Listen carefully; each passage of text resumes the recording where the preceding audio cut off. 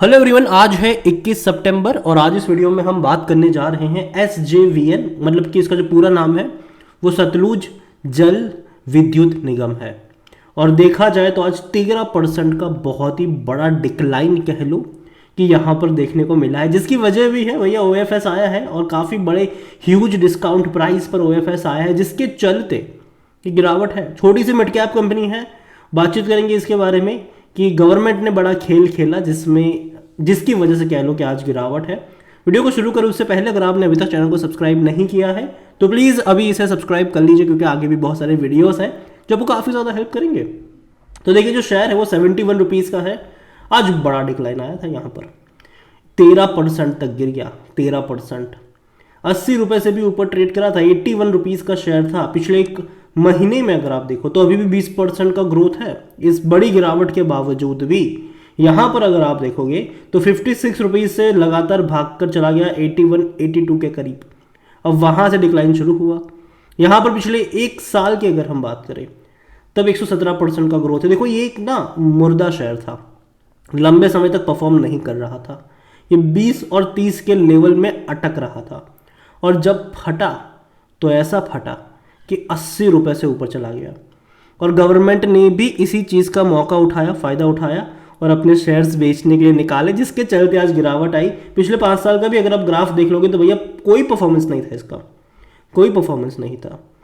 Even अगर आप maximum graph भी इसका देख लोगे तो भी 2010 से लेकर 2021 तक 10 साल तक परफॉर्म नहीं किया था। हालांकि बीच में एक तेज़ी आई ज़रूर थी, 20 से 40 रुपये तक गया था। ये लंबे समय की काफ़ी बड़ी तेज़ी थी, बाद में लगातार करेक्शन बना और अभी एकदम से भागना शुरू कर गया, ये एकदम से भागना शुरू करके आइए। और जिसका फ़ायदा उठाया किसने? गवर्नमेंट ने। गवर्नमेंट आ गए भैया अपना OFS लेकर और काफ़ी बड़े ह्यूज डिस्काउंट पर लेकर आए हैं। यहाँ पर अगर आप देखोगे तो गवर्नमेंट का जो फ्लोर प्राइस रखा है OFS का वो 69 रुपीज़ पे रखा है, मतलब ऑलमोस्ट 15% का डिस्काउंट। और जब भी इस तरीके के डिस्काउंट पर OFS आता है तो मार्केट उसको एडजस्ट करने की कोशिश करता है। यहाँ पर अगर आप देखोगे तो गवर्नमेंट ने ऑफर फॉर सेल निकाला है, वो अप टू 4.92% का इक्विटी जो है वो बेचने का इनका प्लान है। NSJ स्टॉक अगर आप देखो तो आज इसके चलते गिरावट भी आई। Government announce an OFS to sell 9.67 crore equity shares और कह लो कि 2.46% stake in SJVN with an option to sell another 2.46% by retaining over subscription. देखो, ये है कि 2.46 तो बेचेंगे ही, लेकिन अगर मान लो कि ओवर सब्सक्राइब हो जाता है तो अनदर ये 2.46% भी बेचेंगे, जिसके चलते कह सकते हैं कि 4.92% का स्टेक यहाँ पर बेचने के लिए आया है। अब जो नॉन रिटेल इन्वेस्टर्स थे उनके लिए सब्सक्राइब करने का मौका आज था 21 सितंबर, और जो रिटेल इन्वेस्टर्स हैं वो कल इसको सब्सक्राइब कर पाएंगे। तो देखते हैं, 71 पे तो मिल ही रहा है। अगर मान लो कि कल भी गिरावट आई और इस रेंज के आसपास आ गया, फिर सब्सक्राइब करने का कोई मतलब नहीं बनता है, फिर ओपन मार्केट से ही खरीद लो अगर मिलता है तो। यहाँ पर अगर आप देखोगे तो गवर्नमेंट का प्लान है इसके जरिए 650 करोड़ रुपए रेस करने का, जो कि काफ़ी अच्छी बात है और कर भी सकते हैं ये रेस। कंपनी की तरफ अगर हम चाहे देखो तो पावर कंपनियाँ फोकस में है, ये इनकी वेबसाइट्स है। कंपनी के कई सारे बिजनेसेस हैं, चाहे उसमें हम बात करें पावर ट्रेडिंग की, हम बात करें पावर ट्रेडिंग भी इसके अंदर आता है। थर्मल पावर की बात करें वो भी है, हाइड्रो पावर की बात करें वो भी है, विंड पावर की बात कर लो, यहाँ पर सोलर पावर की बात कर लो, पावर ट्रांसमिशन वगैरह की बात करो। तो कंपनी का जो बिजनेस है ना, अच्छा खासा बिजनेस है और देखते हैं कि लॉन्ग टर्म का आउटलुक यहाँ पर क्या होता है। अभी के लिए मैं इतना ही कहूँगा कि जो चार्ट बता रहा है डेफिनेटली थोड़ा सा महंगा तो है ही यहाँ पर। और कंपनी का अगर हम मार्केट कैप देखें तो 32,000 करोड़ के आसपास का है। 29 का इसका पी रेशियो है। आज की गिरावट के बाद शायद थोड़ा सा और कम इसका पी हो जाएगा। और जहाँ तक बात करें ROE तो वो उतना अच्छा नहीं था, उतना अच्छा नहीं है इसका, वो नेगेटिव में है। डेट भी है, ज़्यादा डेट है।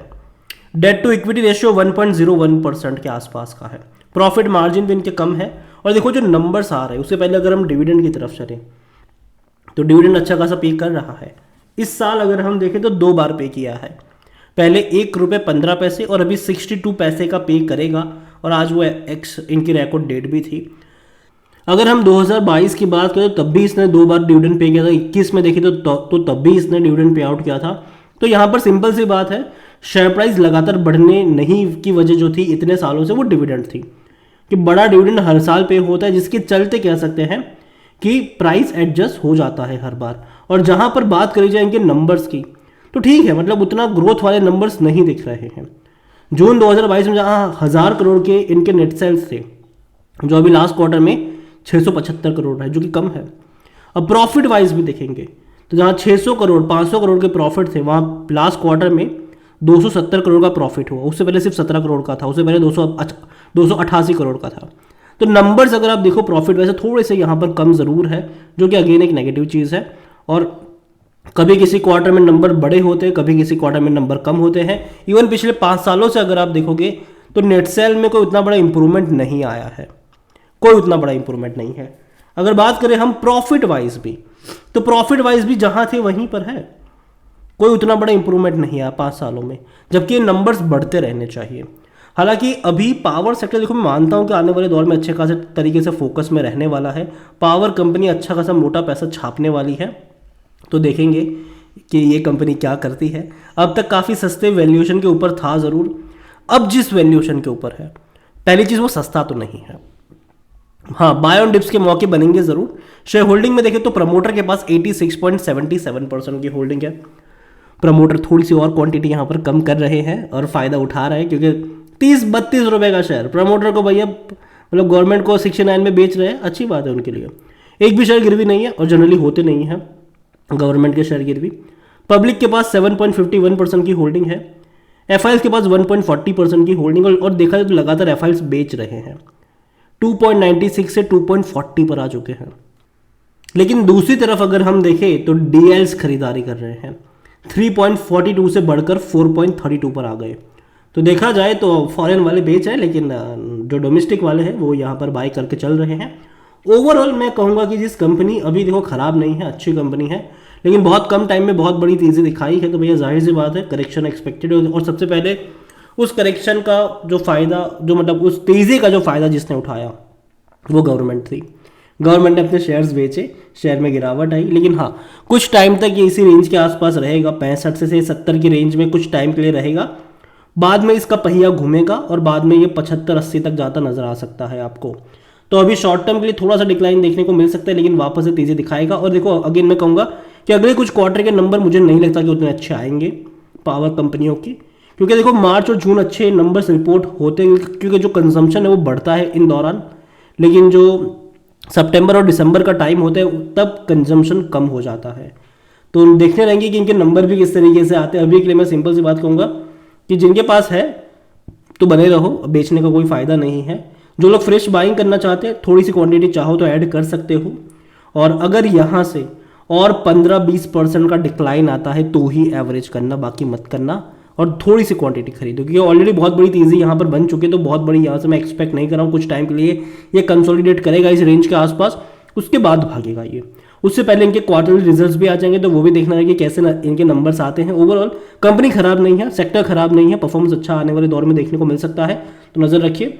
और तो और एनालिसिस के लिए जिस पोर्टल का मैं इस्तेमाल कर रहा हूँ, ट्रेड ब्रेन्स, अगर आप भी इसको यूज़ करना चाहते हैं तो लिंक मैं आपको डिस्क्रिप्शन में दे दूंगा।